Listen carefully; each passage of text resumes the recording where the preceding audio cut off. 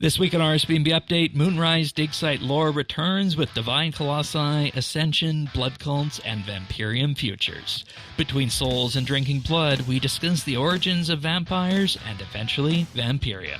Also the demise of gods and a potential new Elder Artefact. This is RSBANDB Update, episode 1096, recorded Thursday, July 2nd, 2026. Guthix's saddest boy.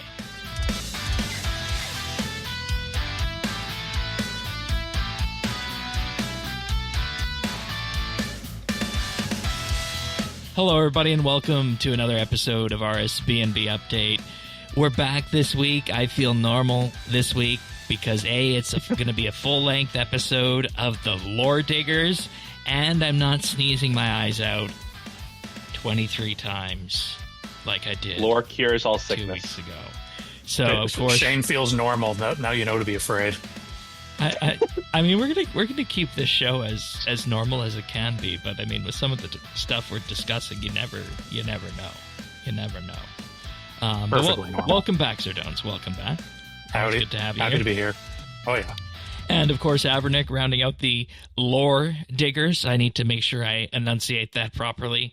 Apparently, Zerdones was doing some transcript work. And what did you come up with for all of the ways it wrote it up? Well, the common one was Lord Diggers, so all praise the Lord Diggers. But there was also one that was just Lord with an E, so I guess we're also an obnoxious New Zealand pop singer. I'm sorry to any Lord fans. I don't actually have an opinion about Lord, but It's not us. Fair no, enough. it's not us. Fair enough, but what this is this is the opportunity to bring the meat and potatoes, to go all in on the lore of the Moonrise dig site, the First Age Archaeology dig site, one of the big expansions of First Age lore I think that we've seen in a long time to the game. So we're going to do that this week. We're also going to talk about the Goblin's graphical update. We were Havernick and I were theorizing, what is this going to be? And I think we landed on that it was primarily This was our number one pick. graphical updates. Obviously, we had some outside baseball ones, but no, I'm glad it's this one and nothing too practically controversial. what we predicted. Nothing controversial. God, what's a controversial Goblin blog? Dare I ask? How we're bringing Zanuck back for the umpteenth time. Oh, that's one. Is that controversial? I thought people would be over the moon about that. That's why they do it, right? Yeah. Well, I mean, I think my love Zanuck. second guess was they were like Goblin themed summer hub, but this works. This is predictable. Yeah. But nonetheless, we wouldn't be doing this episode if not for our Patreon members, specifically the experienced tier members. You guys really liked that archaeology episode last week, so I'm glad to hear that. And that was brought to you by all of our Patreon members, including the experienced tier ones, including Amos Reed, Bladecom, Dominic R, Jade Gizmo, Jason S, Jesse W, Julia W, Kesky Plays, Lemon Lodge, Luminos, Ricky A, Oasis, Smavid, Snail Mage, The Naked Captain, and Tim. You'll hear more about our Patreon offerings a little bit later in the podcast, but in the meantime, if you want to follow along and check out the full show notes, you can find all that and more over at update.show. We also have the Friends chat that you can find in-game at Bits Bytes, and of course the community Discord over at update.show/Discord. But let's just put it all on the table. Moonrise dig site, First Age, Colossi, Guthix still having a huge impact on the world after he left. And looking into all of this, I think it's a very different Gielinor from anything we've experienced up to this point. Second Age, Definitely. Third Age, and Yeah. even the We've broken out of the Third Age cycle, which The Third Age bubble. we've always talked about. It's what base archaeology was built off of. Yeah. We're finally out of that. Yep. Young gods. I don't want to say hell, but Well, I mean, repetition? portions of it when you look at the Infernal Source, right? Yeah, that's pretty hell. Yeah. Pretty hellish. And the thing that I walked away from all of this, and looking at the entirety of the coverage on this, it's an amazing thing because it lets archaeology become this great storyteller. And that's not to say that it wasn't a great storyteller before. It means that you can move the magnifying glass as you're digging up these artifacts from what was, like you mentioned, focused a lot around the Third Age and the God Wars to something entirely different, something we really hadn't seen much of before, and something that's entirely different to enrich what has been up to this point the content of Havenhythe, I think. And I want people to walk away with that as we go through what you're going to hear in this Lore Diggers episode. And, I'll just, give the full spoiler warning for this, because we are going to talk about anything that is in the mysteries there. But, I mean, it's, 3 weeks after the fact, so it's probably okay. But we're going to go in mystery order, starting with Shadows of the Colossi. And I think it would be good to start with just a bit of a brief reminder of what the Colossi are for the folks who are joining a Lore Diggers episode for the first time. And I think the way the game has summarized it is that a Colossi is effectively what can best be thought of as a divine animal being that is very, very close to a god. Yeah, like demigod. Yeah, demigod. That's a good way of putting it. I think one of the interesting things that they seem to go back and forth on is to what extent Colossi are sentient. Right. Because Araxi is described as a colossus, but Araxi is not sentient. Lornab was a colossus, and Lornab was like kind of on the edge of being sentient. But then we've got all of these colossi who definitely are sentient, and then you've got like Fiara, the Fist of Guthix earwig thing, and Valuta and all them. That probably comes from Colossi seemingly to start being a catch-all, a way to categorize all of these god-ish bosses that we've put in the game and other things, like the important demigods, and then comparing them to other. And then comparing to other characters which have varying levels of being a character. But now that we have the term, and now that we're creating things specifically to be Colossi, writers are going to write, and they're going to write characters. They're not going to write dumb beasts almost always. So sure. Now we're getting more the character version consistently. And a character version that interacted with the environment and the people in First Age, Havenhythe, and the areas around Amberfell and whatnot. Starting off, the big thing that we take away from the Shadows of the Colossi is the idea of divine messengers. And I'm going to say this once and only once, and it's going to be interesting to see how the transcription comes across this. And it is... Names are going to be fun this episode. We're going to have to say it more than once. Don't promise that. I'm going to say it more. I know Dilimbabar, the Lord of Cycles and the God of Wolves. I think you say it faster. I'm just going to be calling him... I'm just going to call him Babar, Lord of Elephants. So okay. Dilimbabar, Kayazu. Wait, that's a Canadian thing. Isn't Babar a Canadian thing, Zerdones? It's a French thing, I think. Oh my god. I think it's originally a French story. You guys aren't French? Parts of us are. We don't like those parts very much. Oh no. I will absolutely blast Quebec. Quebec. Yes, Dilimbabar. The Lord of Cycles, I think responsible for what it sounds like, the rising and the falling of the sun, seasons, tides, lunar phases, and the most important for our purposes, guardian of the lunar wheel.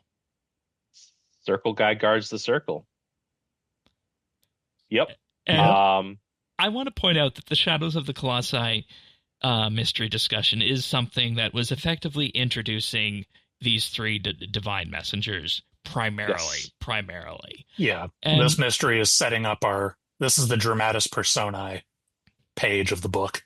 When you guys were initially reading this, how much did you read these as mythical figures like we have, Greek mythology in this day and age? Oh, 100%. Yeah. Yeah, they're definitely framed that way. I mean, they have the bonus of, like, we know they're real. Mm-hmm. So, Right, there's there's that. a sense But of that, but it's always grain of salt. sure. Santa's real. Well, and I mean, Less than 6 months to go. I know Santa's real. Santa's in our clan. But yeah, I mean, they're framed as religious texts. So yeah, there's a mythic quality to them. Sure. Yeah. Yep. All right. Anything you guys want to expand else on the Babar, Lord of Cycles? Maybe not at this point. Yeah, he'll be important again in a little while. Obviously, at this point, this being like practically the first thing we see at the site, it's like, oh, this is a wolf person. How many wolves are in this area? We just met Inanna. It's a very wolf-heavy area. And all that. But I feel like this mystery, yes, like you said, setting the stage, so we get the very basics. It's about cycles and all that.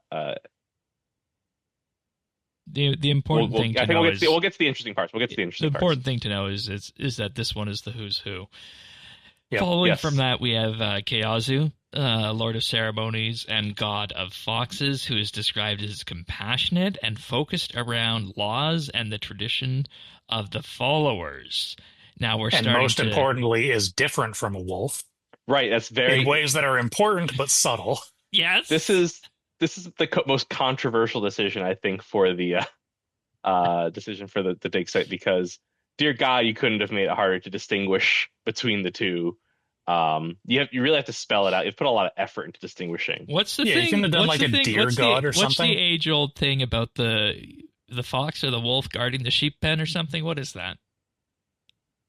I mean, the fox guard the hen house. That's a saying, right? Okay. Set the fox to guard the hen house. I thought a wolf came in there at some point. Never mind. There's probably variants. In any of these old wives' tales, right? There's always a variant. Yeah. 10 million variations. And Starlight pierces darkness, deliver justice and joy. Again, another big difference. One of the only times you'll be finding justice and joy at this dig site. I like all that foreshadowing.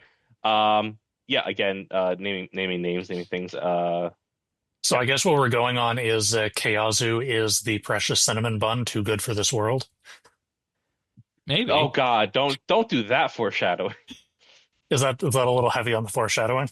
Oh God. I mean, I know everyone's done this and we've talked about it 2 weeks ago, but and if you haven't, pause and go do it now. Make me sad. Yeah. All right, do the next one, Shane, please. And then we have Sudamuzid, Lord of Transformation and God of Bats, who makes very rare appearances and has the ability to foretell calamities that are not just disasters, but are seen as opportunities to grow and rally around things, effectively challenging mortals to better themselves through struggle and conflict. Wow, that's so Zamorak coded. Or a sect of Zamorakianism. That's what I was thinking too. Like, I wanted to hold on to this thought until we'd introduced all three, but am I crazy that I'm kind of getting a Guthix, Ceridome, and Zamorak? A little bit, and maybe that's just saying something about like the worshipper's mind in like separating out like different beings. Is like, this is the one I like, so this is the good one. This is the one I don't like, so that's the bad one. This one's kind of okay with us. Something like that. Maybe, but I think there's also like, you have the conflict born of struggle, you have the lawful justicey one, and then you have the I'm just in between. I am the force of nature. Yep. Like that's also very much how the big three. How the big three were characterized. And you get back to, the idea of the first age, that Guthix was one of the few able to enact a thumbprint, a fingerprint on what the world was at this point. And what you get from that is in this case, I think if you look at all of these, together, you get a good deal of balance with the idea that, yes, these are, effectively divine messengers that have been created in one way or another, but as Guthix does Guthix things, it is all done and it is all created with the lens ensuring that it is balanced, not only in terms of their views, but also in terms of how exactly they interact with their animal counterparts. Yes. So, did anybody else at this point really, start to think that this is harkening back to the very simplistic nature of the RuneScape world, as it was when, we were told that everything that was bad that was happening in Mauritania was as a result of Zamorak and some kind of army trying to cross the River Selve, and the Dark Lord out in the west was also a Zamorakian thing, and then you had the good that was balanced up in, the Asgardian, Misthalin areas now being Saradominist and whatnot, and then it's all built to balance in a specific way, except this is a more intricate form of balance with Guthix putting his fingerprint on that. Effectively a reset, I think, in terms it's of, an interesting reading. I do like the because that was definitely a part of the game's lore in the real world in the early days. So I like the idea from a metatextual standpoint of taking that mindset from 2001 and putting it in game at the earliest stages of the in-game lore. I like there's a synchronicity that I like. Yeah, I can't say that that's what I was thinking at the time, but history do repeat itself. Yeah, and what else have we been told about Havenhythe, right? We've been told that it's effectively at least the first batch is being billed as a new starting experience that people can play through when they're beginning. And if you pick up archaeology and you go do the Havenhythe experience there at Moonrise fairly early on, you're going to get something that is a lot like what they were kind of talking about in those early days of the game. Effectively, that reset of just keeping things relatively simple from kind of a 30,000 feet up interpretation point of view. I will say it's a pretty good. I know it's technically Guthixian, so it's a pretty good benefit to be these being like new characters here. That right. I feel like a lot of archaeology is like referencing a lot of things, and this is pretty self-contained, so it's a good jumping on point for a story, a sect of history. Right. There's not a lot of baggage. No. Like a lot of the other dig sites have a lot of like preconceived notions on things like Zaris and Saradomin. Right. I will say at this point, you playing through the story, you will have to have completed Secrets of Amberfell. So I think you should be raising a giant eyebrow at the Bat one. Just, you've seen some things going down in the just two quests, smidge. With certain bat-like things. So the Bat one should be giving you a big bit of an alarm. Wonder where that's going. Bit of an alarm. Yeah.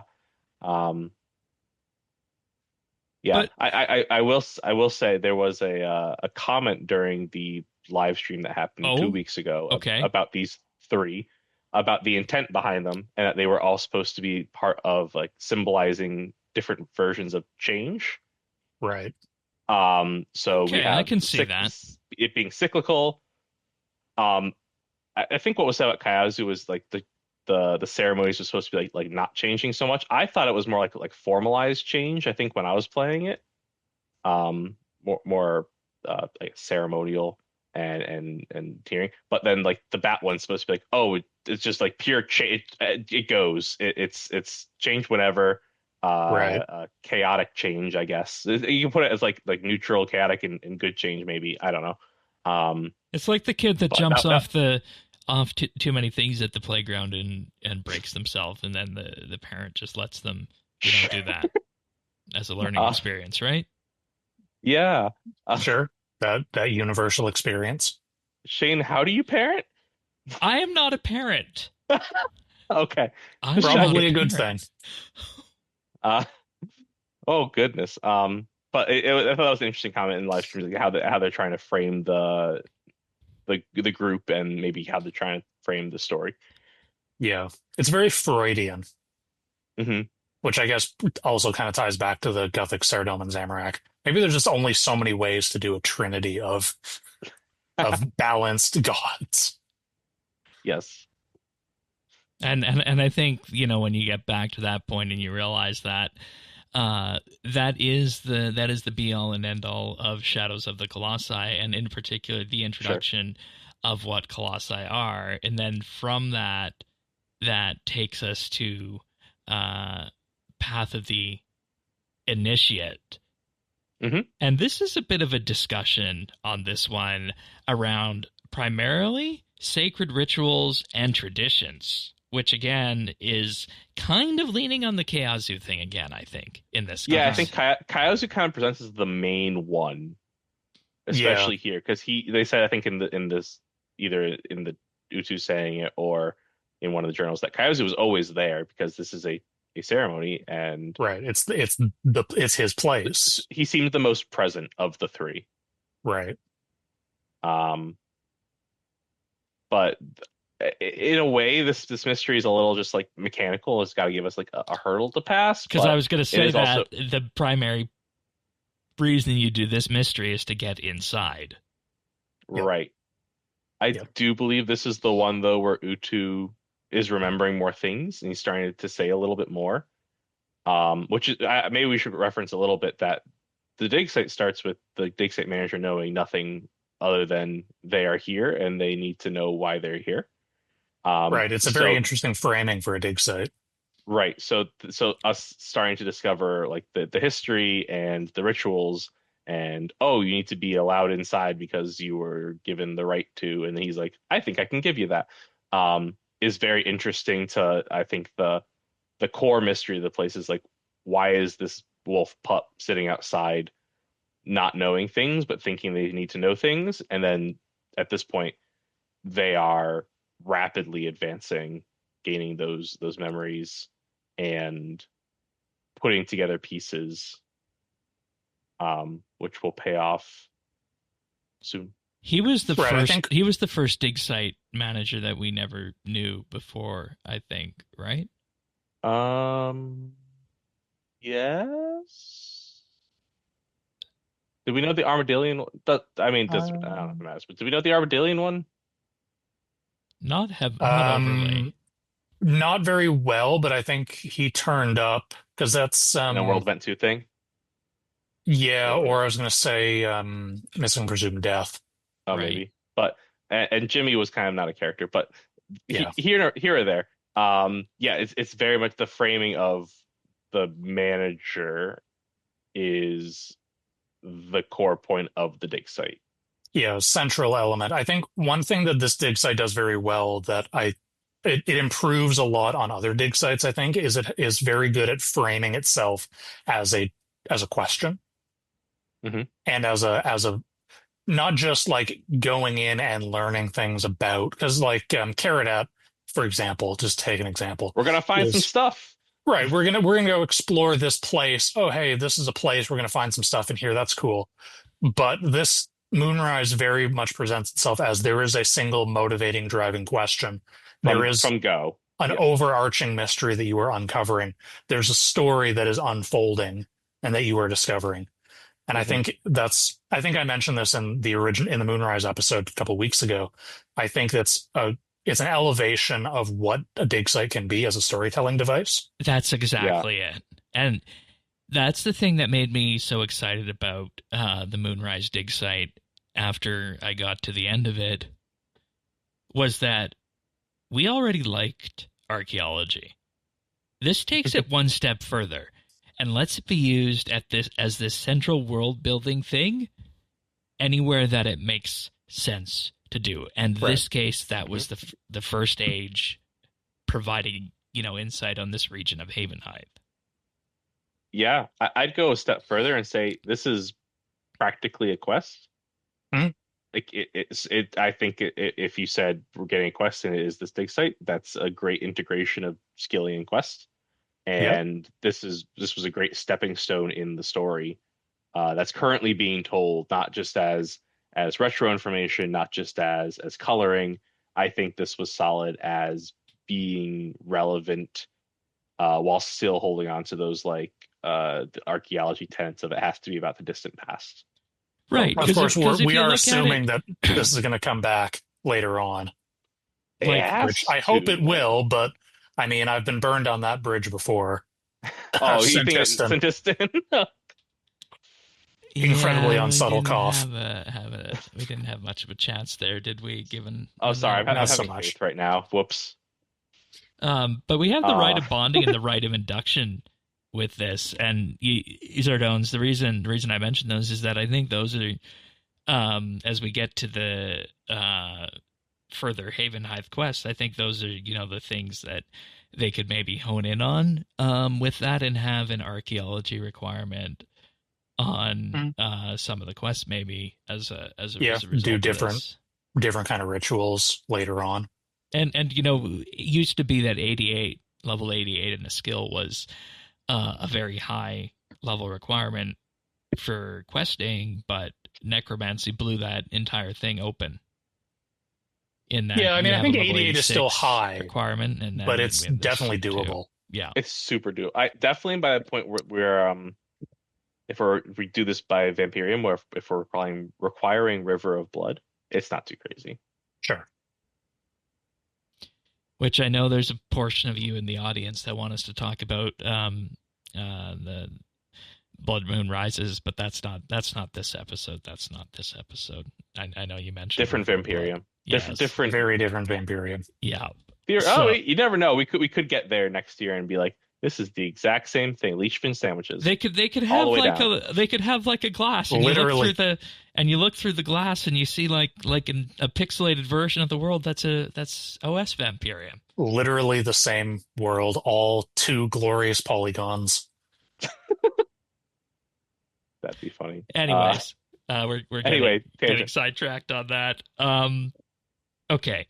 So the rite of bonding, 2 individuals effectively will seek to bind their spirits and present themselves before the wheel. And then when it turns, they each tear a tiny sliver from their souls, and then they merge into the soul of the other, permanently connecting. I have a theory, but I think I'm going to wait for the next mystery to air it. Okay. I'm excited. Very briefly, very, very brief 3-minute break. All right. I think I know where you're going on that, so I'll go over rite of induction very quickly as a result of that. This is held on the full moon, marking the induction of new initiates into the temple. Wine, cooked meat, and lit candles. We did this. This is effectively the solution. Yep, that's the mechanics of the thing. Yeah. How you get inside. Also a recipe for a great party. Wine, meat, and candles? Heck yeah. It's date night. Fair enough. Well, I know I said I was going to I was going to let Avernick get to that in about 3 minutes, but I'm going to thank the Patreon supporters right now, because it is a good time. It is a good time to do that. So this week that is Alvaro L, Amos Reed, Arvids L, Bladecom, Chilbura, Dominic R, Duramax, Forceful Turd, Gila Fleur, Imperials, Jade Gizmo, Jason S, Jesse W, Kesky Plays, Lemon Lodge, Luminos, Matt Man, Mighty Myth, Michelle M, Mike Wings, Mongrath, Pernasius, Ricky A, Robbie D, Samuel FL, Scott TS, Shirt Pants, Slyoaces, Smavin, Snail Mage, Squidman 8, The Naked Captain, The Dabbing Goat, Tim, Ukulele Steve, Woody, and Zant. Thank you so much, everybody. It means the world to us to let us do all these fun little things left, right, and center, whether that be, of course, talking about archaeology 5 years after it comes out, whether that means airing our list of what the construction rework should have in it, whether that means looking at legacy combat, or as the coming monthly bit is what tutorialization in RuneScape looks like here in 2026. You get access to all those episodes, the entire monthly bit library, and voting rights for upcoming monthly bits, all for as little as $1 a month. Patreon.com/RSBANDB. Then we have our community tier, where for $3 a month you get a monthly shout out on the show, high quality stereo audio, and from time to time, by way of that Discord channel, we'll ask you for ideas about monthly bits, Patreon discussion topics, and of course our community nights, which Zardones, you took part in the Meet the Creature night last weekend. You come away I was very well met. That's good. Well, I did. Can't say about the people who got too close to the cage. Yeah, but didn't we discuss something controversial? Oh, probably. Yeah. We usually do. We did. And we meandered all the way to my musings on monetization and at the end of the day, Star Trek on that one as well. So that's when we knew it was time to pack it in. But if you want to give a bit more, we do have our insider tier where you get a weekly shout out on the show and access to the expanded clip archive and outtakes. And of course, with that, you'll also receive the RSBANDB update Christmas card every December. Thanks so much, everybody. Patreon.com/RSBANDB. Alrighty. Inside you, there are two wolves. Take it away. Great mystery name. Which two wolves are they? I've written two very small points about this, so I'll get the main thing I didn't write down out of the way. This is the mystery where you put all of the pieces on the wheel. Yep. And then most importantly, once you do that, Utu remembers more stuff. And the first thing that grows up. Yes, and the first thing I think that is very interesting is that he calls it Guthix's wheel, which I think why up would this he point do that? Big site, we've been told it's Guthixian, but it very much seems it's not Guthixian. It's about these three other things. I think very briefly you're told Dylan Babar was the one tasked with guarding the wheel. Yeah, there's very oblique references to Guthix. Like basically Guthix kind of set all this into motion and then left well before anything the important stuff happened. Yeah. To call it Guthix's wheel, which I wanted to refer back to the soul splitting thing that Shane was saying from the previous mystery. Mm-hmm. It's very World Guardian experiment sounding to me. Interesting. It's if it's Guthix's wheel and it does stuff with splitting bits off of souls and merging them with other things, whatnot. It sounds like a prototype to the World Guardian problem. That being said, this seems way too early for him to be solving it. When was the first World Guardian? But maybe. Oh, Aeternam? It's hard to say because Aeternam kept futzing through time, right? Right. Were we supposed to get some lore on her at some point? In Havenhythe? Yeah. Oh, Havenhythe, I don't know. I think it was said briefly, I don't know if it was Discord or on the stream, that the relic was briefly called Aeternam's tier, but they changed it. It's not like it had to be related to Inanna because it came from the archaeology collector, not the Havenhythe itself. But they changed it just to make it more thematic, probably. But we don't have very much. No, not very much. I think one way you could reconcile the timeline thing a little bit is it World Guardian experiments or is it early Shadow Anima merging? Sure, I guess why would he be experimenting with Shadow Anima without the World Guardian motive? Well, because he was channeling Shadow Anima into Guthix was channeling Shadow Anima into himself in order to maintain the original edicts, right? Sure. Okay, you're right. For third age stuff or post third age stuff, fourth age stuff. Yes. Yeah. Well, because we knew even pre third age, he was aware of the elder eggs. He was playing around with Shadow Anima. So I don't think I think it works timeline wise. Okay. I think this is just very interesting that it's Guthix doing soul fuckery. I think the left field question you can ask is this an Elder Artifact? There's one left, the template. I think not, but it's throwing an Elder Artifact without calling it an Elder Artifact would be an interesting move. There's nothing. I'll just say no, that is very old school. Yes. That is very old school. Sure. The only reason I'd say I'm even considering it is just because it's notably still not on the playing field. Still missing, yeah. Typically, Guthix assigning things to guard things has to do with Elder Artifacts. True. Not always. Not always. Not always Juna. Right, Juna, but what power comes from the wheel? The Fiar was SOJ. Well, it's soul manipulation. Soul manipulation, yeah. I don't think we know exactly what the template is supposed to do. No, we know so little that it's like it could be, but Yeah, it I'd could say very that well be an that's anima pretty manipulation that's device. pretty Hail Mary. I Yeah. think that's not something you say solidly about it, but it's something you can think about. But that's what people pay us to do these Lore Digger episodes for. To say the crazy stuff. Yeah. And, you know, if there's anybody Zaros was who actually the good guy. and if there's anybody who wrote this dig site listing and they do a Mod Raven smirk as a result of it, you know that somebody on this panel is onto something. Mm. How many? I've been trying to Google while you guys were going on about this. How many World Guardians were there before us? We only know of one. We only know of Atrium, I think.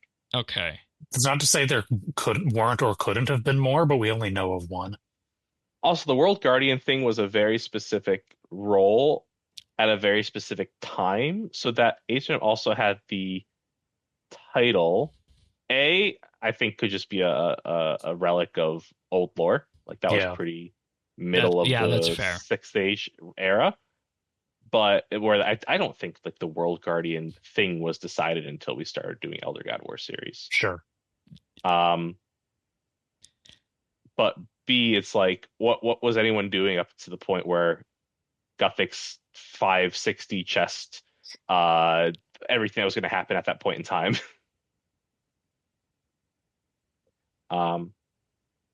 Yeah.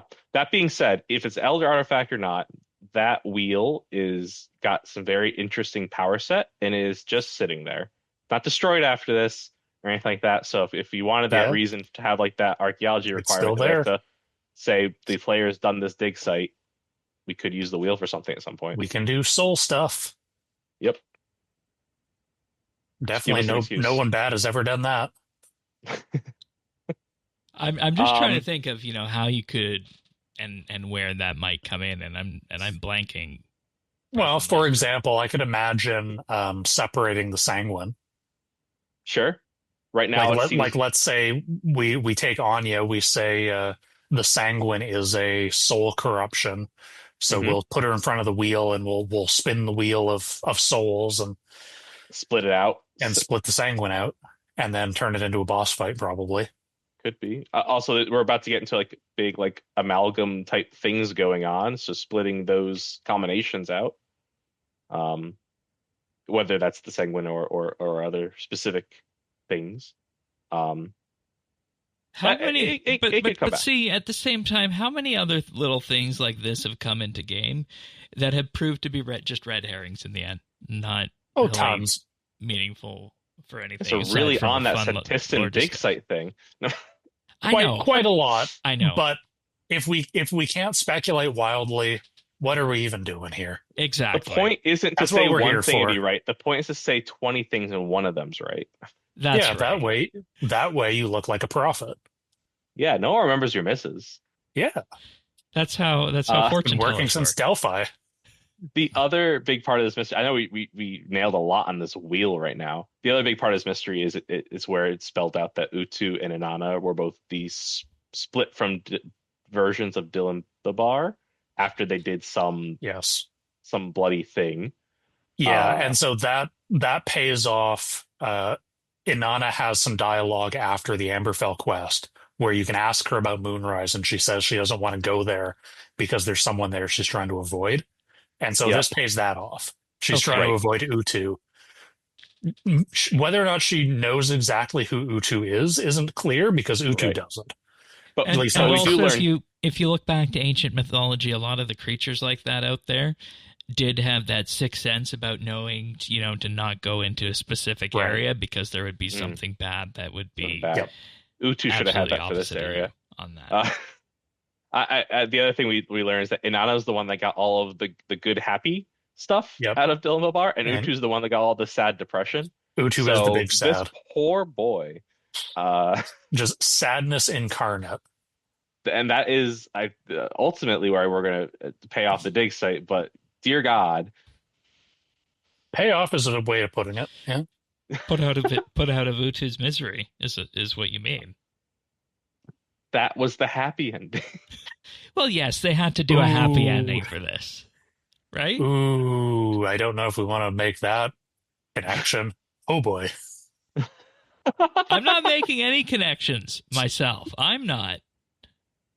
This is why you're here, Zerdones. Yeah. To I'm point here out our for bad slips of the takes tongue. only.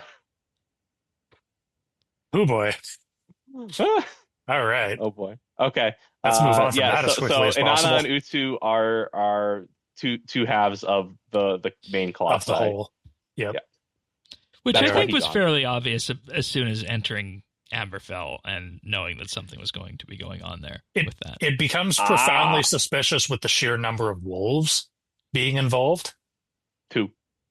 Well, 3. Three. Three in total. Inanna, Utu, and Babar. But we don't have to give him a nickname. Respect him. He's dead. So he can't hurt me. I just can't know. complain. I know that Zerdones watched the elephant cartoon when he was a kid. I had one of the books. I don't remember watching the cartoon. Okay. I had one of the books. Anyway. Yes, I remember the elephant from childhood. That is my reference. Thank you. I think we're good on this mystery. Yeah, can we get are. to the, Next thing you know, one of us will have those to start potatoes. speaking French, and it'll probably be the one closer to the St. Lawrence. So I feel like there was something else I wanted to say about. Oh, sorry. Oh yes, I do remember now. So one thing that I was talking about in my clan is when Havenhythe was first announced, they framed Inanna as a guardian of Guthix. Yes. And then they kind of walked that back. And so the Green Man in Secrets of Amberfell. yeah, like she clearly doesn't know who Guthix is. Right. Or is definitely being very vague about who Guthix is. So the fact that Inanna is split off from Babar, I think kind of, I don't want to say fixes exactly, but kind of makes that work. That's that bridge. Yeah. Right, that's that bridge where Inanna is technically a guardian of Guthix, but not really. I would say not, because Guardian Guthix is more like a role and intent, and she has none of that. yeah, right. Because we were was the one that expecting had like the purpose. when we first ran up to Inanna, we were expecting But here's the something relation. in terms of task and clarity to that task to be something like Juna, right? Which we Whereas got none Inanna of that was in very Secrets of Amberfell. Yeah, she was very like, wait, who are you and why are you here? Yeah, Right. She is the byproduct of the one that we would call probably the Guardian of Guthix, which was Dylan Babar. Exactly. Who had his specific task. I know that Zura was on the dig site and Shrike was on the quest. Yep. So there is to be no confusion here about, what's actually going on behind the scenes. They know what they're doing. They do. And not only that, but Zura has been on the I just want to posit an idea that maybe that idea of one of Inanna being a guardian of Guthix was early concept lore. That's certainly possible. And they kind of just, moved away from that and are just, touching those sorts of guardian-esque things tangentially. That's certainly possible. I think my only point in bringing this up is that if you happen to be excessive and exhausting about this kind of stuff, this is how you can square that circle.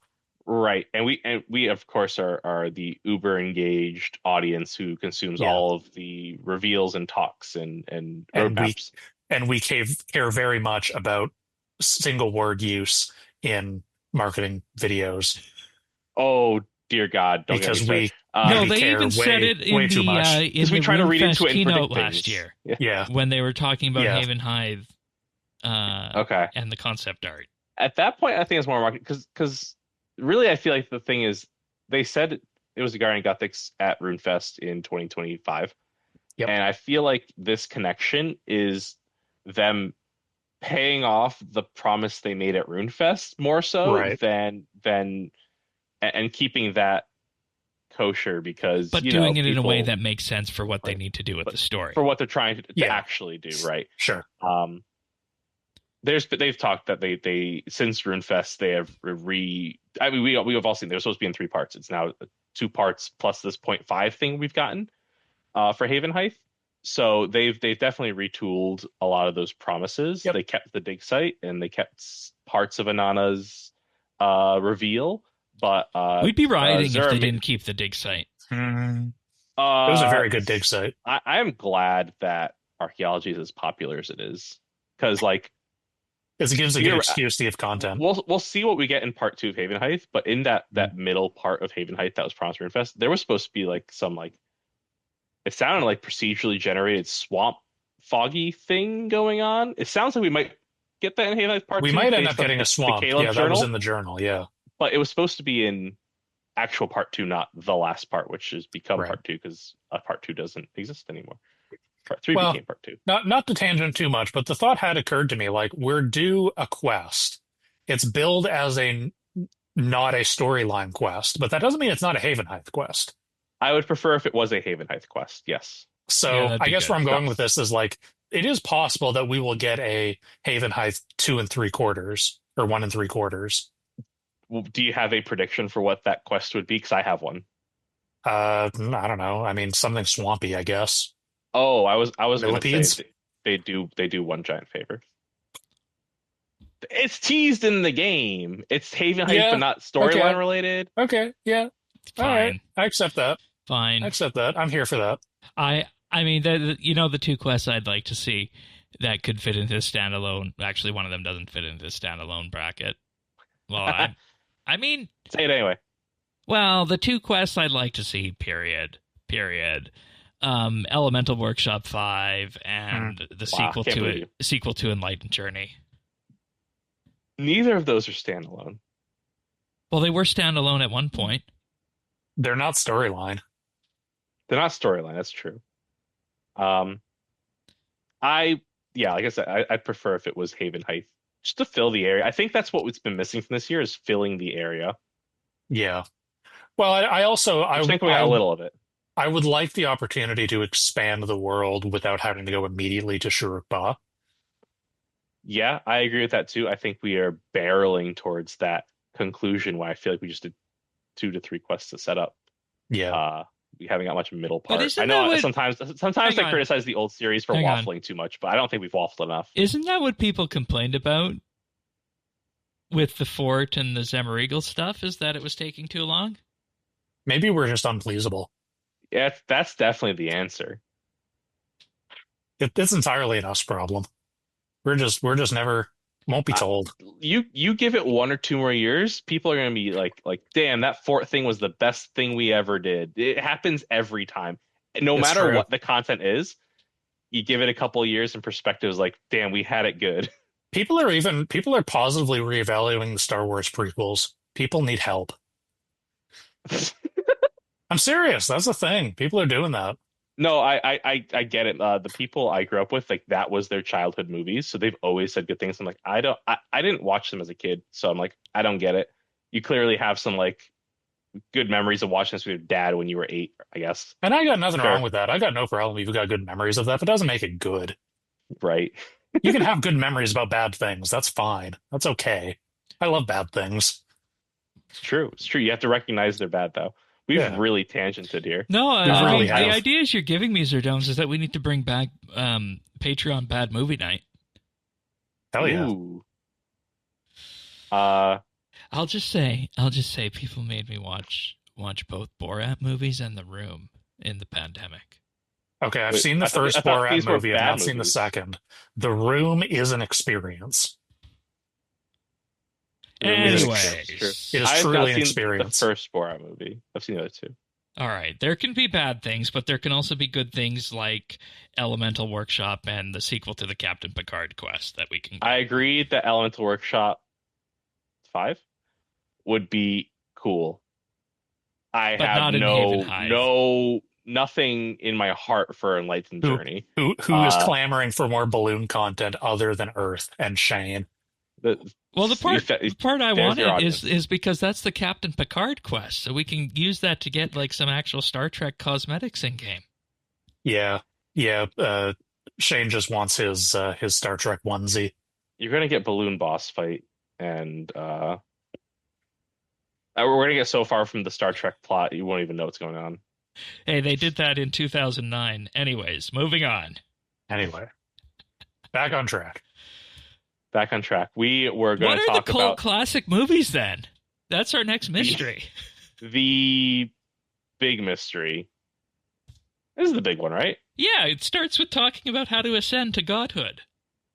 Yeah, this is the big backstory. Or Colossi-hood. This is the other foot dropping. Was this ascending to godhood or Colossi-hood? Divinity. It's described as godhood. The final result is unclear.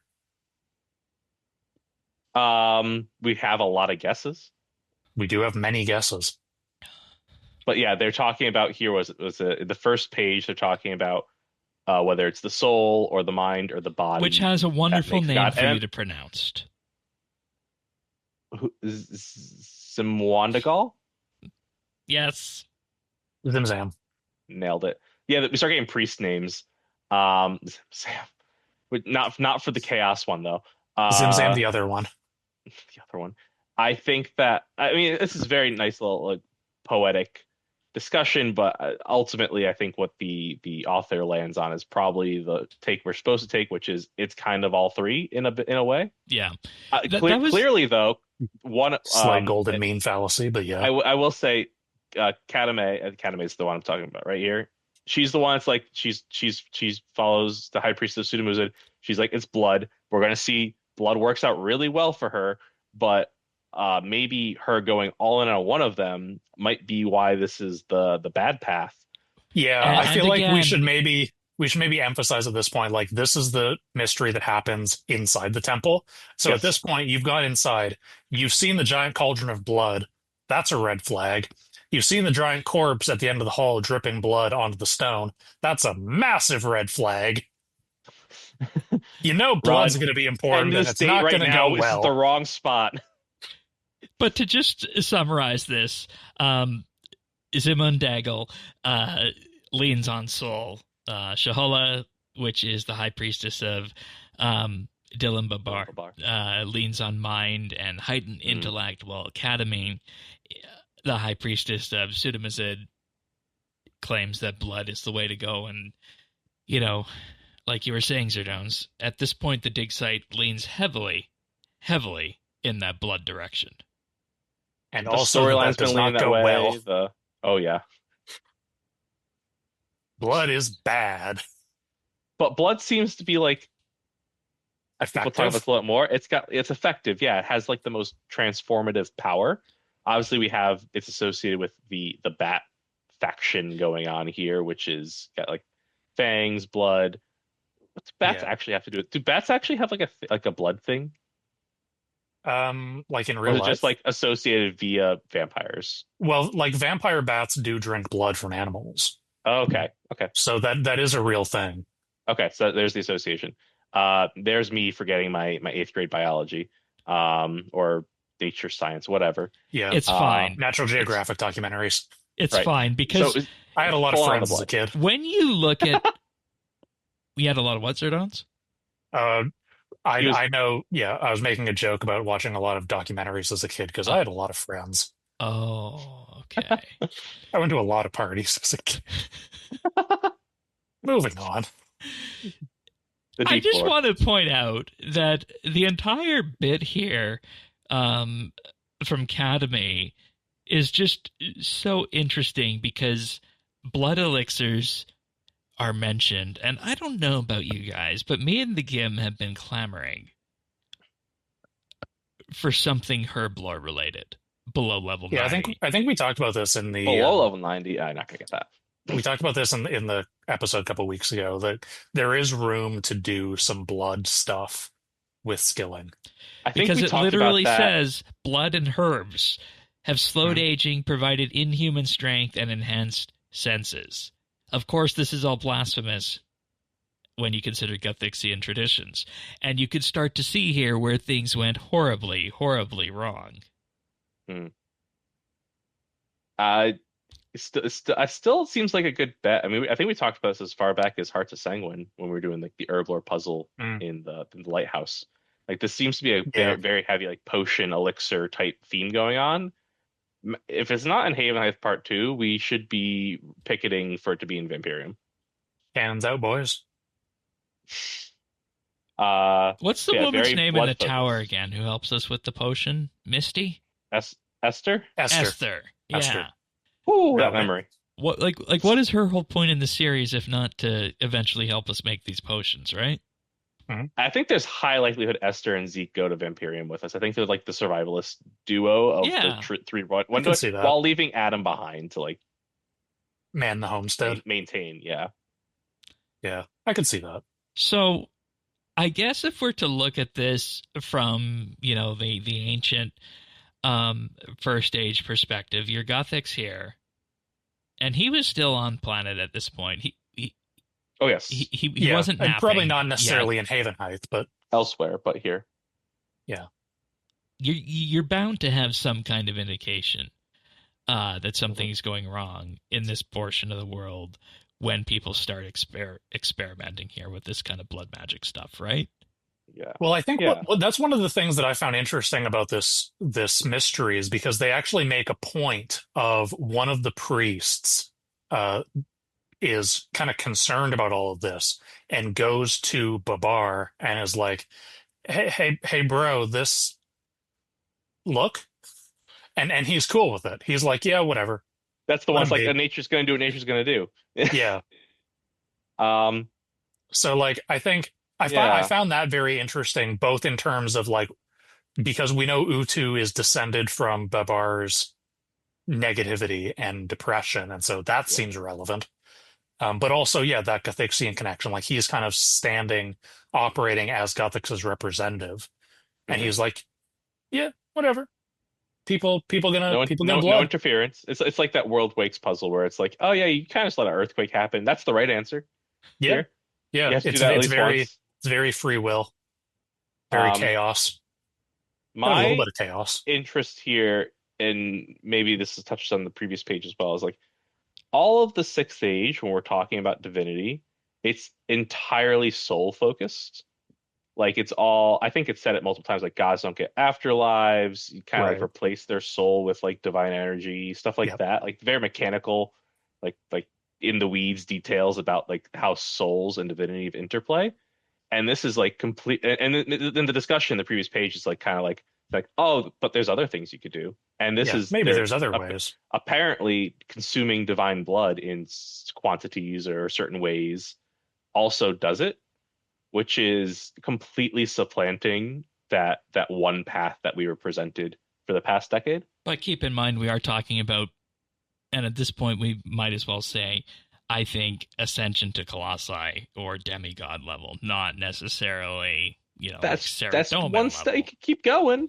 Yeah, I mean, who's to say you can't just drink more blood and just get stronger? More blood, more gooder. I don't think there's a cap unless this is apparently the blood. Maybe there's a cap to how God you can be. There was no cap the other way. I had an interesting thought at this point. Now that you mentioned that, I thought about this during the dig site, but when I was doing it, but you bring up the idea again.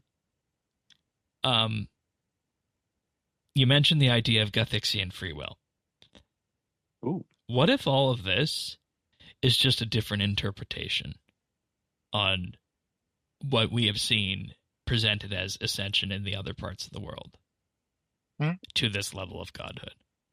Yeah, I think that's kind of the direction we're going with it. Like the idea that there's more than one path. Not to be critical of these people and these beings here, but they're not having the same experiences as everybody out west was having. So as a result of it, this is still very early on in the first age. It's very much the old saying that any sufficiently advanced technology is indistinguishable from magic. Well, that's how godhood could be presented elsewhere, is that you stab another god or you siphon some of their power, and that's what we talked about with Ascension and having their soul replaced. Whereas this is more grounded in what made sense for the day, so a different interpretation of maybe the same thing. That being said, I do think it's notable that, like, as much as this seems to be effective, doesn't end terribly well. No. You end up creating something called the Chimera Queen. Oh, that is a name for a good person. 2 more points on that previous page. Sorry, this was like my interesting one. Yes, this was the big one. Sorry. The first thing I wanted to say was a month and a half ago, a young naive Avernic predicted the dig site was going to involve the Guru from Dragon A Wilds. younger, simpler Avernick. I know. I was really reaching for the stars there. I was wrong. Little did I know I was actually just preemptively right. Uh, because this past week in Dragon Wilds, they have added a new core mechanic called Sanguine Urns, which you need to collect around the continent to permanently boost your constitution, your health. And what do you know when you read the description on these things? They contain the latent blood of a dead god. Slash, it was a beast god looking thing. So maybe they misinterpreted it as a colossi. It's kind of extremely related, like in a little too close of a way, that it calls into question, oh, now we're just drinking god blood left and right. And called Sanguine, which was also the eyebrow raiser. So Yes. I thought that was an interesting connection where, and I think we're going to get there in maybe some other theories that we're going to have about how this dig site ends, where maybe when you drink the blood of colossi and gods, you get to Sanguine. Maybe. Or yeah, maybe. Well, the direction I'm wondering is maybe maybe the order is the other way around. Because the other thing I found interesting about this is they make a point of saying that Sudowooda, Batman, is all in on this plan. He is donating his blood to this process.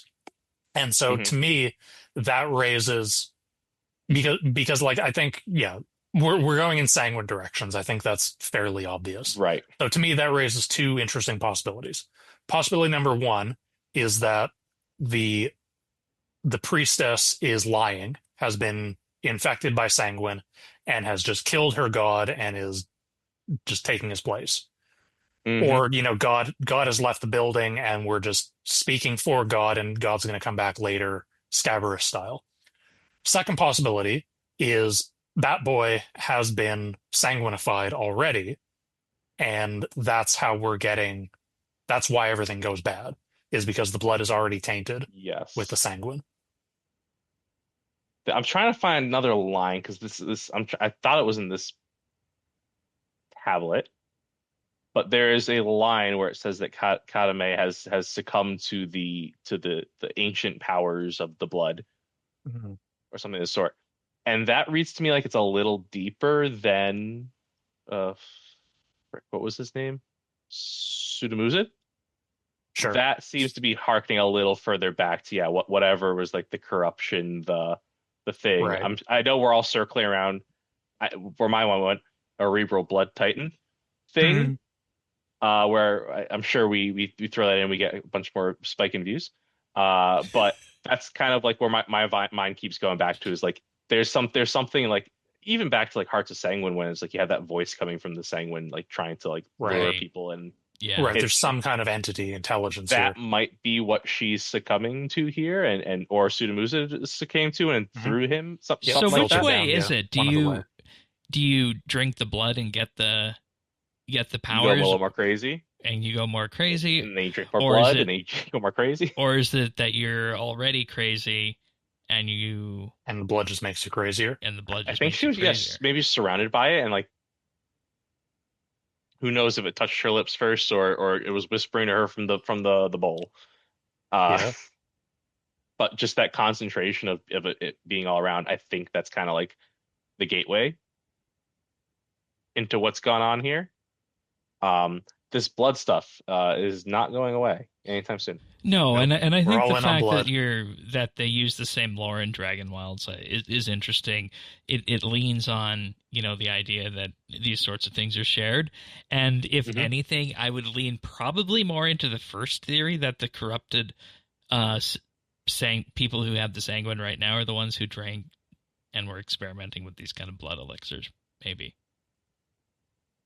That's the way I would. Yeah, I think it spreads. Yeah, it spreads first from there rather than the second one. So, all right. Yeah. You said you had a second point on that. Those were both my points. No, sorry, I want to talk. The second thing was about the saying Erebus at some point. Or Titan actually, but or the Garazi Blood Knights, right? Yay! We're getting there.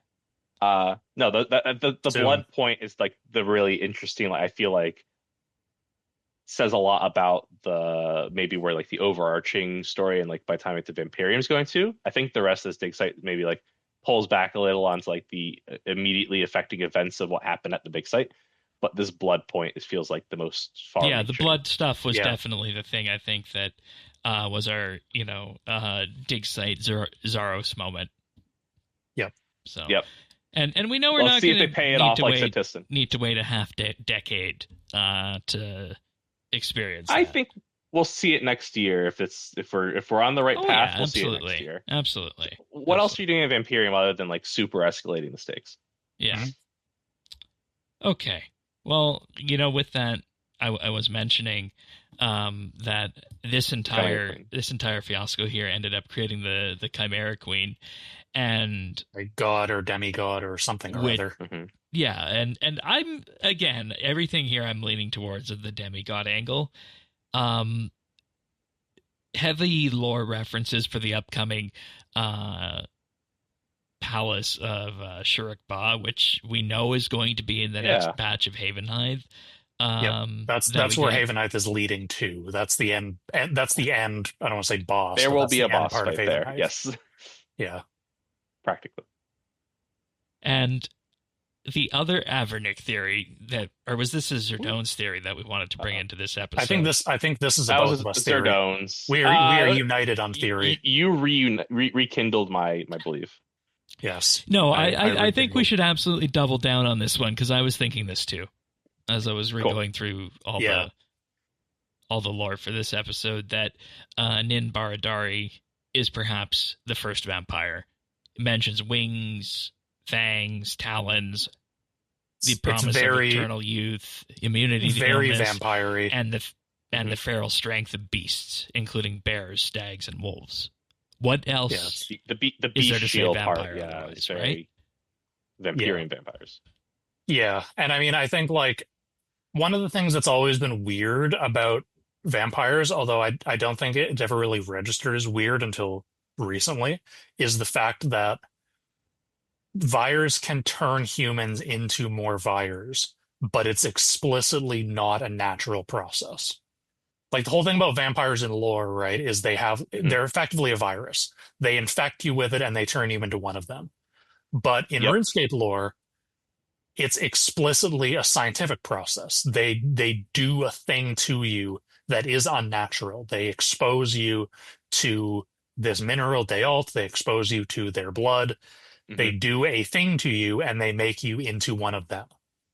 That's weird. Like if you're a naturally occurring organism, that it works from two from two completely different planets. Right, even worse, like vampires are framed as aliens here. Right. If you're naturally evolved, even if you're naturally involved way off in the universe, how are you magically genetically engineering other people, other species into you? That's weird. Mm-hmm. So it becomes a lot less weird if we're saying, no, they started like this. They started out as humans. It's a transformation. And they transformed into this new thing. Mm-hmm. Yeah, I think my initial qualms were thinking through timeline stuff because our first touch point with vampires is when Zaros finds them in his quest to discover who the hell he is across the universe. Which is pre-Second Age, but we don't know where it stands in relation I had to be reminded of is how goddamn long these ages are. Yeah. Like, these are longer than our 2026 years of even remotely recorded history, never mind all the Dark Ages and stuff. We don't know what happened 2,000 years ago very well. The First Age is 3,400 years long. Yeah, it's well into our BCs. So I think there's time where this could have happened in the first even half of the First Age, or even all of it, and then the Zaros stuff happened. They evolved on Vampyrium in the first 1,000 years of the Second Age, and Zaros found them, something like that. This is an important time. It's an important time to mention this. Back in the day, before either of you guys were here, discussing lore, we asked the question, how literally should we interpret things, right? Mm-hmm. And the thing that came from that, and we got the final confirmation of that following Sentistan with the masks, was that if your character is told something, you should interpret it literally in that regard. So what I'm getting at, from this is that there could be an interpretation of how this went for the people of the first age who were subjected to this transformation and everything that happened here. There could be an interpretation of that. But as we, the players, read the papers that are given to us as a result of the archaeology skill, we have to take that literally. So that, for me, tying that to what we have here was what led me to support this idea that, maybe this could be the first vampire, despite anything that, might have led to confusion otherwise. Yeah, I think there is a element of always it's told from the perspective of what the journal is, but there's also the element of they're giving us these things for a reason so that we have more pieces, not to just fuck with us. Right. It's as a writer, it is a tough balance, and it can be difficult to convey when you're switching between the two modes. But and I feel like both we flip-flopped a lot. Maybe that's the harder part too, is like sixth age, we're told everything is like very matter of fact. These are people that were there thousands of years ago. They're telling us how it is. We should believe it. And then later on, it's like, a little more wishy-washy. There's different sides to the story. And then we get to like Twilight of the Gods, and it's like they want to tell us that something's happening in the story, they're like driving it home for a third of a quest. Like the number of people that still didn't believe that like the gods were being banished at the end of the quest, even though the whole quest is about that, even though they're telling us literally we are banishing the gods. So there's also the element of, do people want to believe what you're telling them? Right. Because people will find excuses and workarounds to support their own. They still believe Zautak is coming. Right. So there's we've gone through a lot of phases. But you have to believe that like this whole mystery is about this, and it's in Havenhythe. It's a part of this Sanguine story. It's here for a reason. It's not here to. I would first believe it's not a red herring before I believe it's a red herring. I agree. 100% on that. Right. I think so, Go ahead. I was going to say one of the interesting things that tells for me, and we haven't seen this yet because, and it's a little bit, I think something U2 says at the end of this mystery, which is like, doesn't know where the Chimera Queen went and Sudamuzid or whatever his name is, and he doesn't care because he doesn't, wherever they went, good riddance. Right. Be gone with them. My brain is thinking, they went to Vampyrium because that's where we're going. Right. That's the logical choice. So then my question is, did she go there? Did she open that portal? Did she brought to Vampyrium or go there? And did she go there and to find vampires, or did she go there to find like Sanguine, the source of the Sanguine, cerebral blood, whatever? Because we've been told that Vampyrium is the cerebral blood world. Was she brought there by whatever was coaxing her along this path? And then the vampires happened because she was there for that power versus there to be with the vampires. I think what you said there for that power, I think that is the far more compelling storyline versus, again, what has been in the mind this week, Vampyrium and Blood Moon Rises on OS. So I think the way you described it is more compelling for this telling of that lore. And I think if they did that, that would be an interesting foil if you have Vampyrium in both games, where one is specifically about the vampires, that is the OS version, whereas our Vampyrium has this different first agey kind of spin. It feel more ancient, Yes, I think exactly. the OS is very landed on those that like the furthest back they're going to go is those clans. Yeah, which they've done. But that's currently 10-year-old lore for us. So we have to go somewhere. We have to figure out something more to do with it. We've had those clans for 10 years. So going even further back to like, there's ancient necromancy powers or something there. It's like gives you that extra layer to peel back. So it's not the same. It's not just what we know. Yeah. And I think the way you described it makes sense for that. And, Mm-hmm. Maybe we just tell everybody to put a bookmark into about, the hour 12, hour 13-minute mark of this podcast when Vampyrium and the final quest Come back to this. See how wrong we were. Yeah. See what we got right. See what we got wrong. I think the other reason I like the vampire theory is more rather than fitting in with the lore. I think there's also a good thematic connection because I don't know exactly where they're taking the Sanguine storyline in terms of theme, but so far the theme that I've been getting is about mistrust. Because that's the whole deal with Anya, right? Anya is the outsider. Everyone else, yeah. Everyone distrusts Anya. Or Amberfell with everyone else when they get paranoid and all that.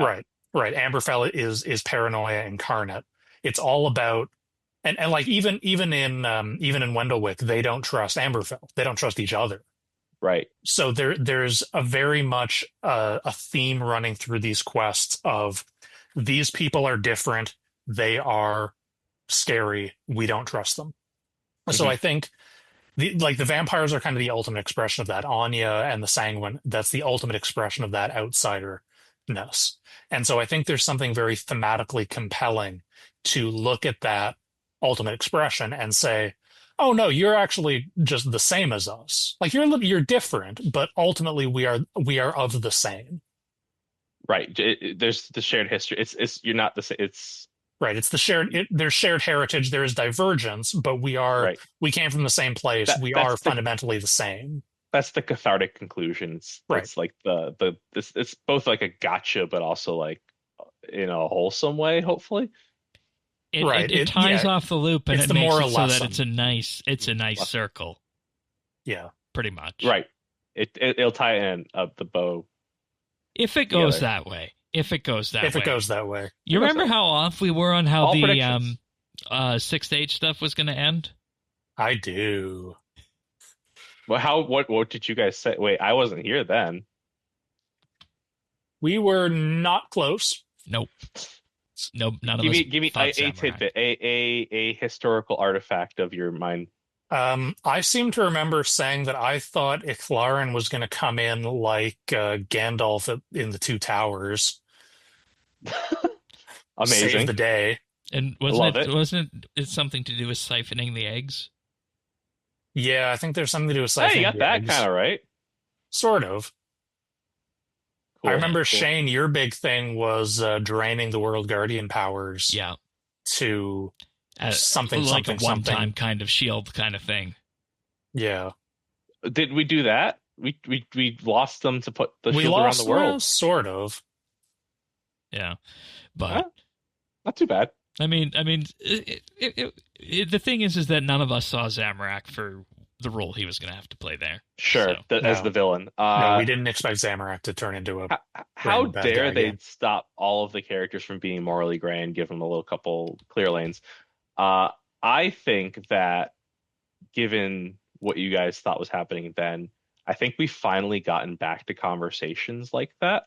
Right. With the story as it is now, I think we lost that since Twilight of the Gods and Aftermath. That's a very good point. I think we had it briefly with Bilrock, but then that was snuffed. So we go because that wasn't. Right, we went into necromancy. That wasn't exactly hitting. And we got if you look at everything we did in the Fort Quest, the thing people really wanted was the Bilrock stuff, and that kind of it was Zamorak too slow of a burn. Apparently, right? I know that they were really trying to do grounded, but.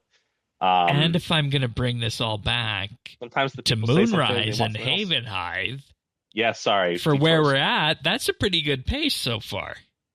I think it's fast. I'm worried that we're going to get one more Havenhythe centric Sanguine quest, or one in a bit. Once like access the new area, and then like one tie in a bow. Here's the Grazi boss fight. You're going to Vampyre next. I'm worried that's going to feel a little quick. We just got Inanna, and so I want like one more meaty quest in before the finale, but we'll see what we get with. I forget who was saying it, but it was at our community day when we were discussing quests and lore Zardones. Somebody was saying that they thought the desert quest line should have been a quest shorter. A. Oh yeah, that was The, Lemon, I I think. think so, I, maybe, yeah. I could be wrong. I would, before blaming the return to the desert 4 quests we got at the end, or 3 quests, whatever it was, I would sooner blame the 15 quests we got before that for waffling as hard as it did. Well, yes. But if you pick a point in time and say from here on out, what's the correct call? Yeah, maybe it should have been a quest Right, short. and I think maybe Yeah, that's the kind of the cadence they're going here for Havenhythe and getting us to Vampyrium storytelling. yeah. I Because think we won't fully be able to judge until we do have the Vampyrium story, because it'll depend on how that develops and where the Sanguine and the Havenhythe all fits into that. And I still think the plan is to incorporate the Myrex series as the intro to Vampyrium. So I'm you think so? also a little of the mind is like we're only at like level 30 something quest skill Rex right now. Like Yeah. that's a jump if we're doing the full requiring the whole damn thing. yeah, So but anyways, anything else on the Chimera Queen um and this super entire? cool, super disgusting. She I seems expect all the bad. payoffs. She seems bad. I expect all the payoffs in Vampyrium. I don't expect a lot in Sharkba. Yeah, that's fair. Like I expect allusions to, but not like direct payoff. Okay. From there, we get to a point where, no big story like this would be complete, with the villain arc, with the Ascension arc, what have you, without a great purge. I believe the technical term is everything goes to buggery.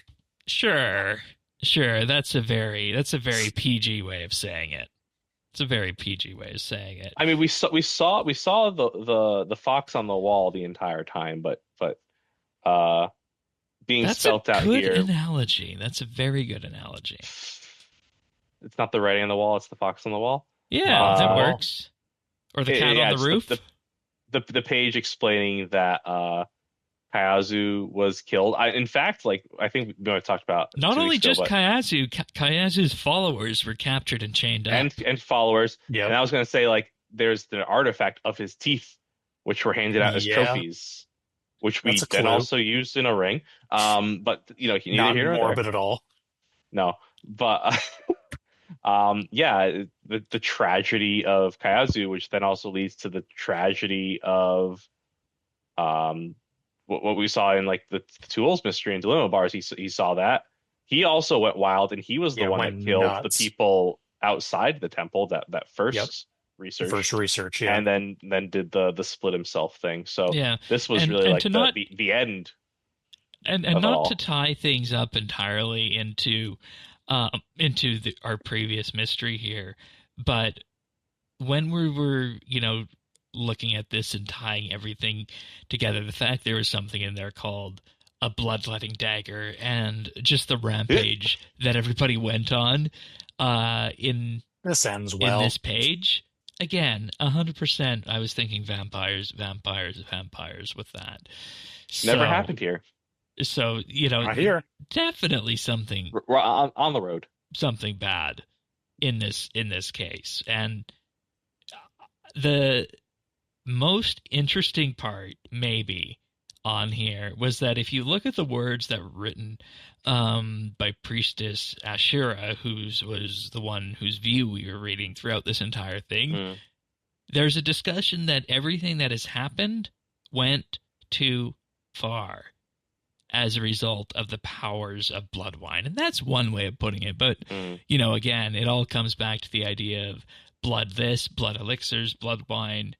And the page ends with a very ominous Guthix, protect me. After all that, gave up on the 3 guardians they had and went even further back. Straight to the big guy. The Green Man. And to me, that's Green Man good. That's how I knew that, they had gone too far, and the animals reverted to animals effectively is the way I'm putting this here. Yep. Yeah, it's rise and fall. Will only end in tears. Good tidy bow on the dig site though. That's the other thing I think it does really well is being concise. Yep. Whereas I think the other ones kind of like meander, drag on, or hell, leave cliffhangers, which then have to get resolved in other things, or don't get resolved. And don't get resolved. And we talked about this on launch week, the fact that we're, starting this off at like level 66 or something, or no, it's 59. As in the 50s. Yeah. 50s, and you finish at 88. And you finish at 88 when you compare that you start Caradet at level 5 and finish like at 117. Yeah. In terms of tying it all together. So this is the more this gives you the archaeology dopamine a little more efficiently. Yeah. And I mean, like, if we could get one of these updates every quarter, we'd be happy. But I think we'd be all archaeology every out at quarter. some point. I know. It's fun. It's fun, but I know we can only have so much. I know. As much as I love archaeology, I would like to have other content. I'm good with replace one quest with a dig site once a year. That's maybe too much too, but we could be a little greedy, just not Shane's once a quarter greedy. I was using hyperbole 4 times a year, exaggerating. in line with the yak tracks. Oh goodness. And DXP. Oh god. You have to start dare I say the H word? We only got one of those. We don't know how frequent they were going to come. We can guess. All right. Anyways, let's talk about the Purge. Anything else on that aside from the fact that it ends in complete, absolute mayhem? Tragic. It ends as it always was going to end. If you had to ask me for a theory on what happened, I'd say they died. Absolutely. In very horrific, gruesome ways. Yes. I support that theory. But, cool. Like we mentioned, if you tie all this together, you have a presentation of some world building in Havenhythe that, if you're just playing the content, if you're just the average RS player, you might not necessarily be concerned about everything you see here at the surface level.